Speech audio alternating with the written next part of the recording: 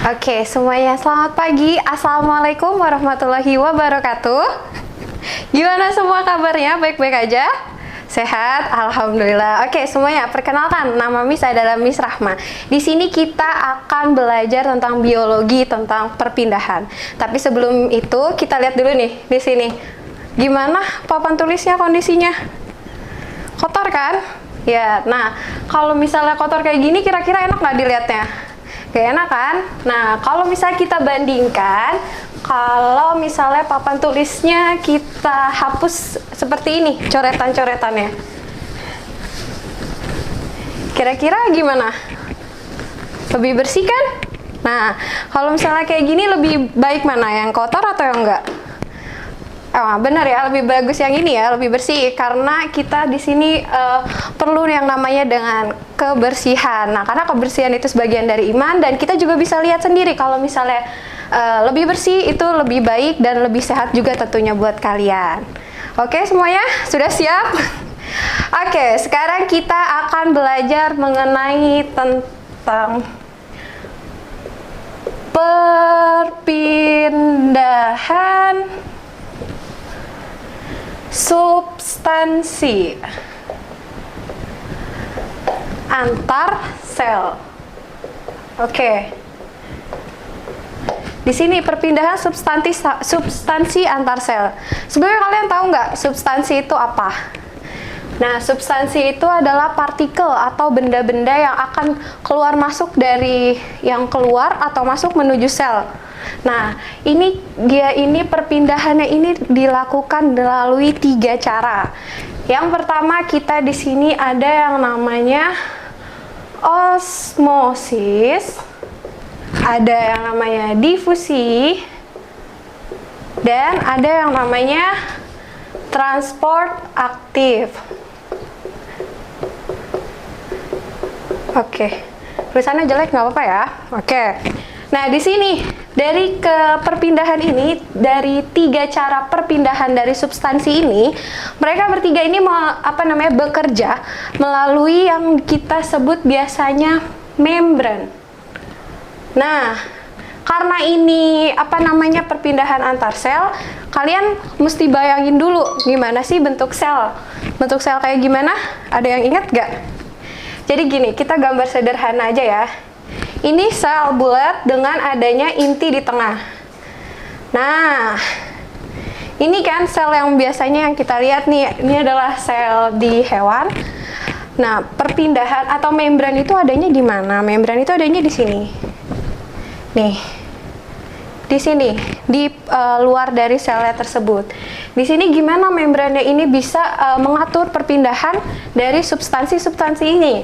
Karena membrannya ini dia bersifatnya permeable. Nah, maksudnya permeable atau semi permeable ini gimana? Jadi nanti materi yang akan masuk ke dalam sel atau substansi-substansi yang akan masuk ke dalam sel, dia ini nggak langsung masuk begitu aja, tapi ada penyeleksinya terlebih dahulu. Nah, makanya itu kita sebutnya permeable. Nah, apa sih yang bikin dia itu permeable? Ya, tahu nggak? Nah, kira-kira bentuknya apa? Kok bisa sih jadi permeable? Nah, kalau kita perbesar di sini, kalau kita perbesar di sini, dinding sel itu bukan dinding sel, membran sel itu dia punya 2 lapis lipid atau lipid bilayer, bentuknya kayak gini. Nah, kira-kira bentuknya kayak gini. Ini bersejajar dia sepanjang membran-membran. Nah, bentuknya seperti ini kira-kira. Di sini kita ada yang namanya kepala fosfatnya. Terus yang bersifat hidrofilik atau anti air. Sementara di sini ekornya ini bersifat hidrofobik atau dia larut dalam air. Nah, kenapa dia bisa di sini? Di luarnya. Ini terletaknya di luar membran. Kenapa lipid bilayer? Ini di luar membran, ini yang pada bagian membran bagian dalam. Di sebelah sini. Nah, kepala lipid ini karena dia sifatnya hidrofilik, tadi dia anti air, makanya dia bisa memilah-milah kira-kira apa yang bakalan masuk ke dalam sel ini, apa yang sel butuhkan, untuk masuk ke dalam sini. Nah, ini kita pakai yang namanya si kepala lipid ini atau yang sifatnya hidrofilik tadi. Sampai sini gimana, paham? Nah, tadi karena sudah mengerti ya mengenai kenapa pakai membran, sekarang boleh dihapus ya Pak?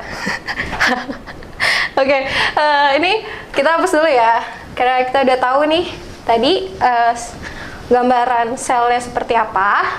Kemudian kita masuk ke perpindahan yang pertama. Di sini ada yang namanya osmosis, yang kedua difusi, yang ketiga transport aktif.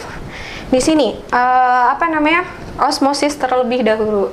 Osmosis itu apa? Kira-kira ada yang tahu nggak? Osmosis. Nah, osmosis itu adalah perpindahan dari substansi yang berdasarkan air. Jadi water molekulnya atau molekul air yang memiliki konsentrasi lebih tinggi akan berpindah ke tempat atau area yang memiliki konsentrasi water molekul airnya itu konsentrasinya lebih rendah di sini. Nah, contohnya seperti ini. Sebelumnya kalian tahu nggak konsentrasi kita dari mana kita bisa bedain konsentrasinya itu tinggi sama konsentrasinya rendah? Di sini Miss ada kira-kira percobaan di sini. Sini ada sebuah sirup. Ya, sirup kita akan tuang ke gelas yang pertama. Nah, warnanya gimana? Oranye banget kan? Pekat. Nah, di sini kita bisa bandingkan dengan sirup yang di gelas kedua. Di sebelah sini. Oke. Yang akan kita tambahkan air. Di sini, sorry. Kita tambahin air ya.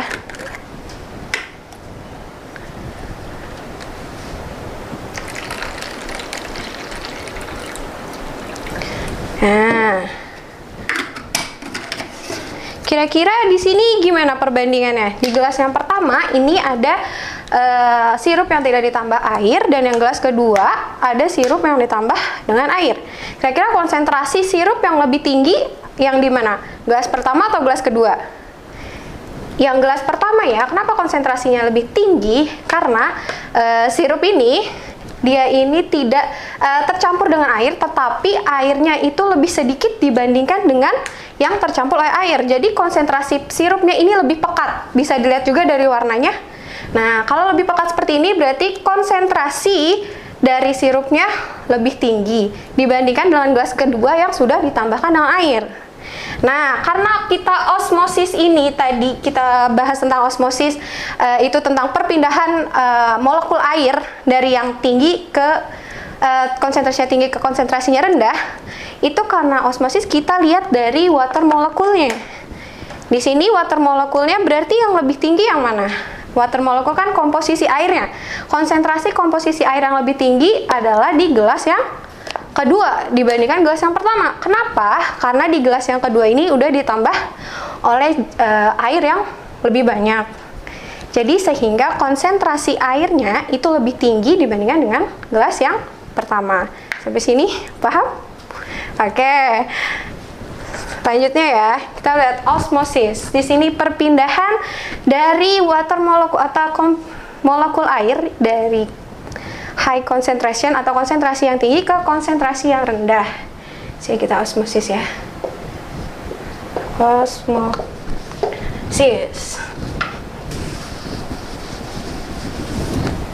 Dari konsentrasi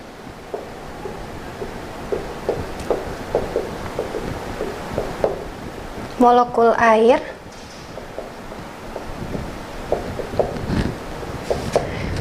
yang tinggi ke molekul yang lebih rendah. Tapi di sini harus ditekankan ya, kalau osmosis itu konsentrasi dari molekul airnya.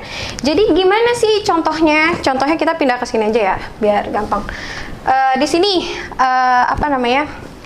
jadi kita akan simulasi. Misalnya di sini ada sebuah bejana atau gelas beker yang kemudian kita akan taruh membran di sini atau pembatas yang kita bisa ilustrasikan ini itu sebagai dinding sel. Nah, kalau misalnya ini di luar sel, ini di dalam sel, kita bisa kayak gini.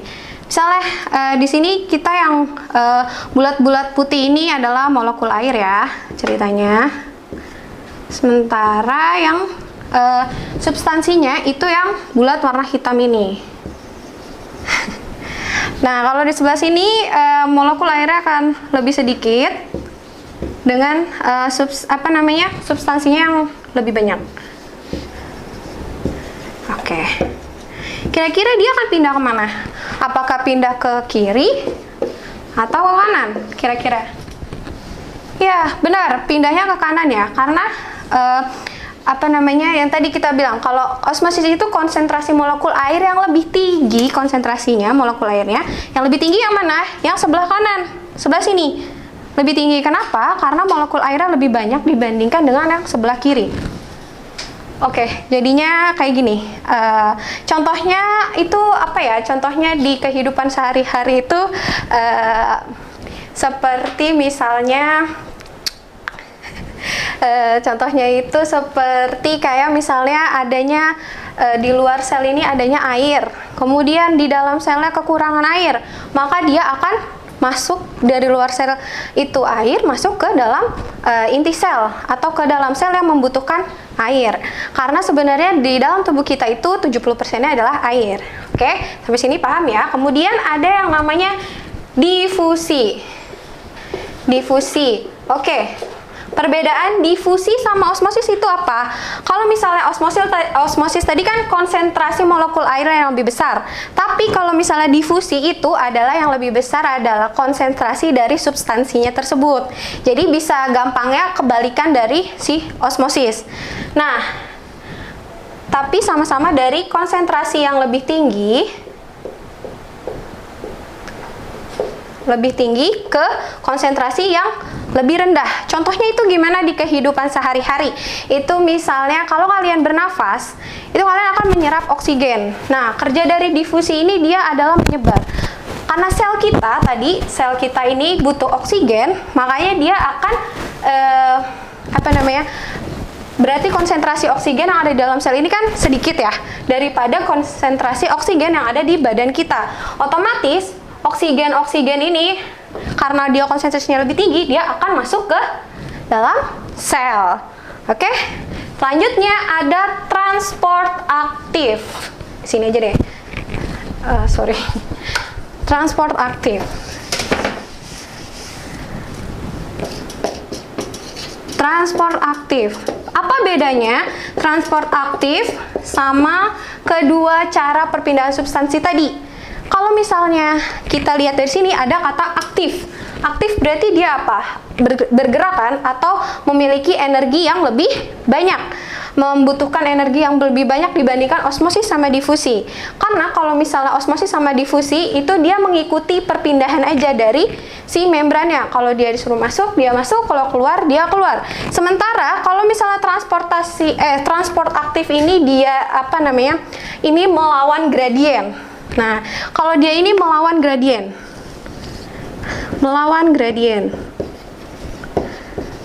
Gradien itu apa? Gradien itu di sini. Kayak tadi sel, di sini pasti ada perbedaan potensial antara di luar sel dan yang di dalam sel. Dia itu berbeda. Ya. Dia itu berbeda, jadinya dia membutuhkan energi yang lebih besar. Energinya dalam bentuk apa? Energinya dalam bentuk ATP. Tadi di sini, makanya yang sudah masuk dia harus dipaksa keluar lagi, gitu. Sehingga membutuhkan energi yang lebih besar. Oke, kalau kayak gitu, gimana penjelasan hari ini? Semoga kita bisa ketemu lagi di lain kesempatan dan bisa membahas lebih dalam lagi tentang perpindahan substansi ini. Terima kasih semuanya. Wassalamualaikum warahmatullahi wabarakatuh dan selamat pagi semuanya.